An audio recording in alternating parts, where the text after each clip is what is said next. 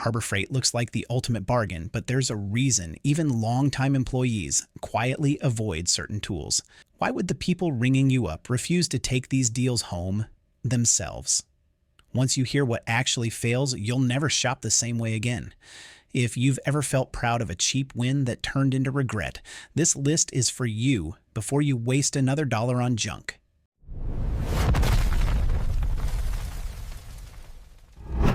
7. Automotive fluid transfer pump. This is the classic looks innocent on the shelf problem. Those little Harbor Freight fluid transfer pumps promise an easy oil change or fluid swap for pocket change.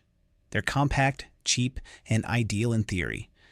In practice, the weak links are the hoses and internal seals. Hoses pop off under suction or pressure. Seals fail, and you're left with oil on your driveway and a mess that costs more than the pump saved you. Think of it this way. You buy the pump for a single oil change, expecting a clean job. Mid-change, a hose disconnects or gets pinched, fluid pours out, and suddenly you're cleaning oil, replacing rags, and maybe scrubbing a stain out of the concrete. The internal diaphragms and O-rings wear quickly. Some users report total failure before completing a single service. That isn't luck. It's a design compromise that shows up exactly when you least need it. There's also the environmental and safety angle. Spilled oil is slick and hazardous and can contaminate drainage. Pros avoid these cheap units because downtime and cleanup cost real money. A proper pump with reinforced hoses, metal fittings, and replaceable seals costs more at purchase but saves time and reduces risk over multiple services. Practical guidance. If you change fluids regularly, invest in a mid-range pump with braided or thicker hoses and replaceable parts. If it's a one-off emergency, the cheapest pump might limp through. But don't bet your project on it. The false economy of disposable pumps shows up in the hidden costs: cleanup, replacement parts, and ruined work time. A better pump keeps fluids contained, parts replaceable, and your day moving forward, rather than backward. Tool 6, measuring tapes and rulers. Tapes are the small things that make or break a project. Harbor Freight's sub-$10 tapes tempt with low cost, but they often lie. The blade can curl, the end hook misindex, or the printed numbers fade after a few months. Springs fail or snap back so hard they nick thumbs. A warped steel rule becomes a crooked edge. In practice, that means miscut trim, doors that don't fit, and cabinets installed off by fractions that add up to visible mistakes. Measurement errors compound downstream. One bad tape leads to a crooked shelf, then extra filler, more sanding, and a wasted afternoon. Safety matters too. A snapping blade or a misleading mark can cause accidents. Spending a little more on a tape with an accurate hooked end, nylon-coated blade, and lifetime return spring prevents rework. A true straight edge, a quality rule, stays rigid and keeps cuts true. Cheap rulers bend and introduce error. Tool 5. Consumables, drill bits, saw blades, sandpaper. This is the silent wallet drainer. Consumables are meant to wear, but Harbor Freight versions wear out ridiculously fast. Drill bits dull after a hole or two. You'll go through 3 cheap bits where a branded carbide bit finishes the job. Saw blades lose teeth and produce tear out. Sandpaper tears or clogs and won't flatten surfaces. The result: poor finishes, recuts, and scraps of wasted material. Dull bits overheat and can ruin the workpiece and strain the drill. A worn blade forces extra sanding or replacement boards. Cheap sandpaper gives inconsistent grit and an uneven finish that screams amateur. Buy quality consumables, carbide-tipped bits, laser-cut blades, and premium abrasive, and you'll spend less time swapping tools and more time finishing work correctly. Think about real-world consequences. A stuck drawer during a roadside repair means wasted daylight and cold fingers.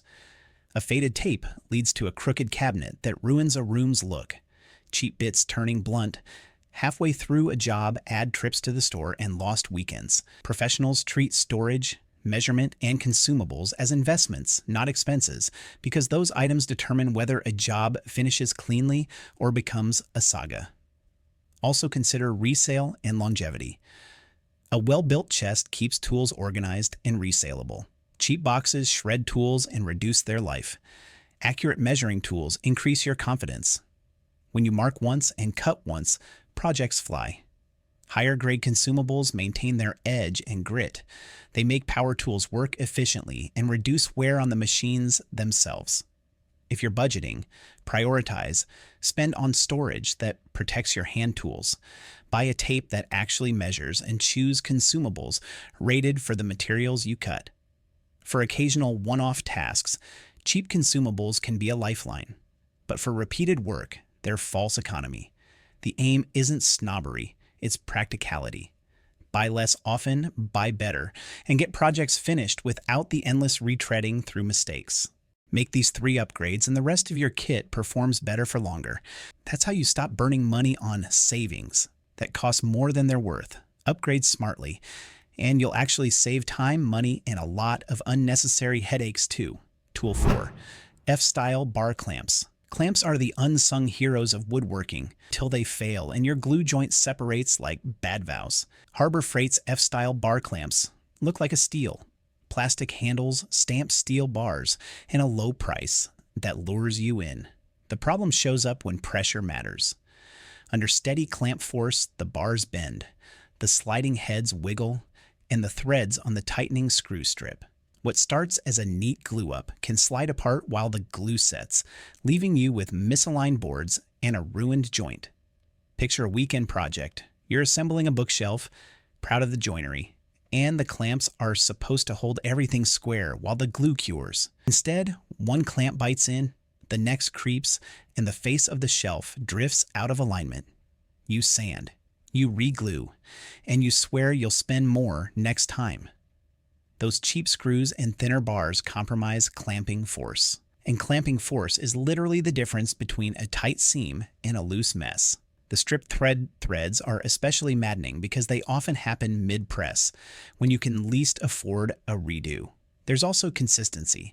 Good clamps deliver repeatable pressure across multiple uses. Bargain clamps might clamp strong once, then sag on the next job. That inconsistency ruins production runs and patience alike.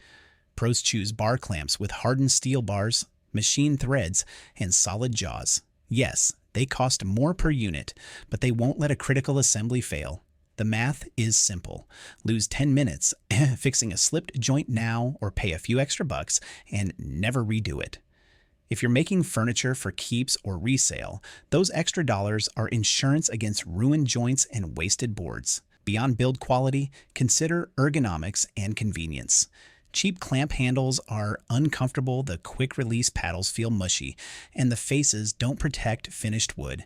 That means more time shimming, more tape, more frustration polishing out squeeze-out. Good clamps hold evenly, protect surfaces, and make multi-clamp setups predictable. When you buy clamps that behave, gluing becomes a routine step instead of an anxiety test. Tool 3. Toolbox. You'd think a metal box with drawers would be the simplest thing. Load tools, close drawers, get to work. Harbor Freight's entry-level toolboxes scream value at first glance, but the trouble starts the first time you actually use one.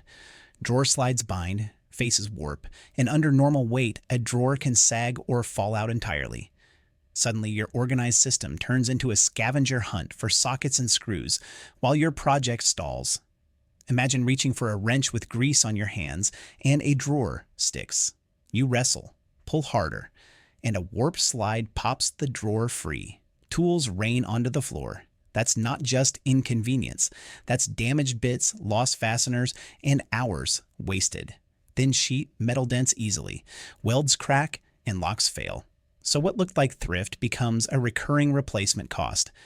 A mid-range box with ball-bearing slides and thicker steel keeps drawers moving smoothly and protects your tools and time.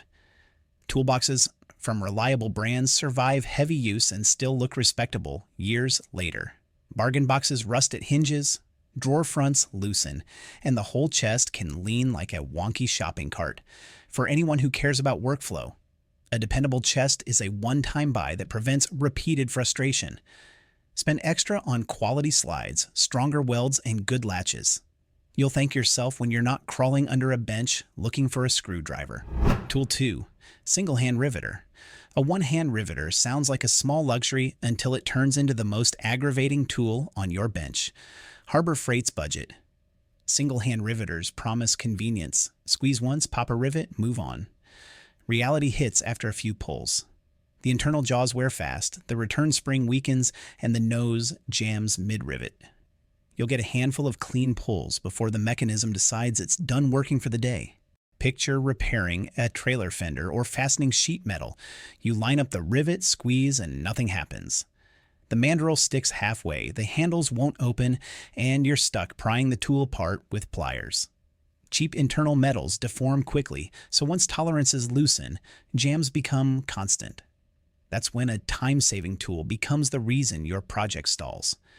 You end up drilling out half-set rivets and wasting hardware that costs more than the riveter itself.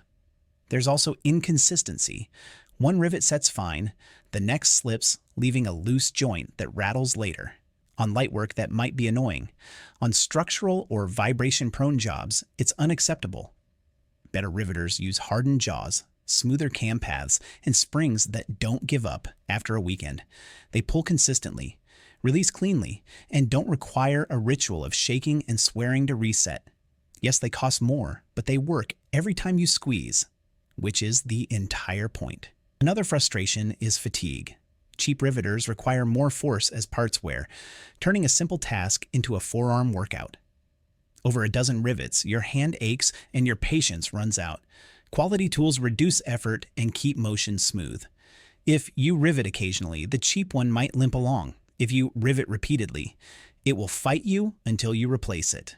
That replacement cycle is the trap. Buying twice costs more than buying right once. Tool 1. Budget welders. Few tools promise more capability for the price than a bargain welder, and few disappoint harder. Entry-level Harbor Freight welders look like a shortcut into metalwork. Low buy-in.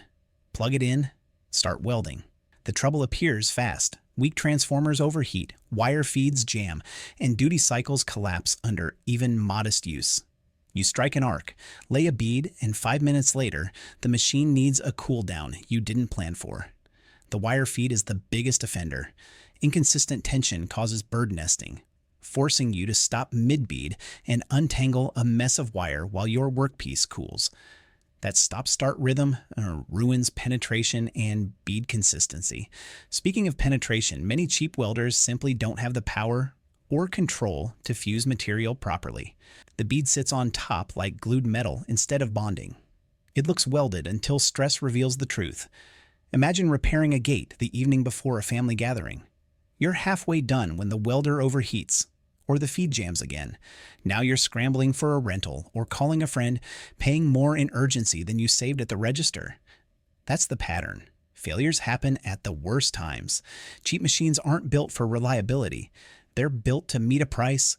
Components run hot, insulation breaks down, and electronics fail early. Safety matters here too. Inconsistent arcs increase spatter and exposure. Poor controls make it harder to dial settings, leading to bad welds and rework. Better machines offer stable arcs, precise control, and duty cycles that match real tasks. They cost more initially, but run for years with basic maintenance. The difference isn't subtle. It's the difference between learning and fighting the tool. If you weld rarely, a bargain unit might handle a tack or two. If you weld projects that matter, it will eventually cost you material, time, and confidence. Strong welds come from consistent power and feed. Without those, you're gambling. Investing in a reliable welder means fewer interruptions, better joints, and projects that hold up to use. That peace of mind is worth far more than the upfront savings you thought you were getting. When deciding where to spend, ask one question. Will this tool fail when timing matters? If the answer might be yes, it's not a bargain. Choose tools that disappear into the process. They work, you don't think about them, and the project moves forward. That's the real definition of value. And it's how you stop paying twice for the same job.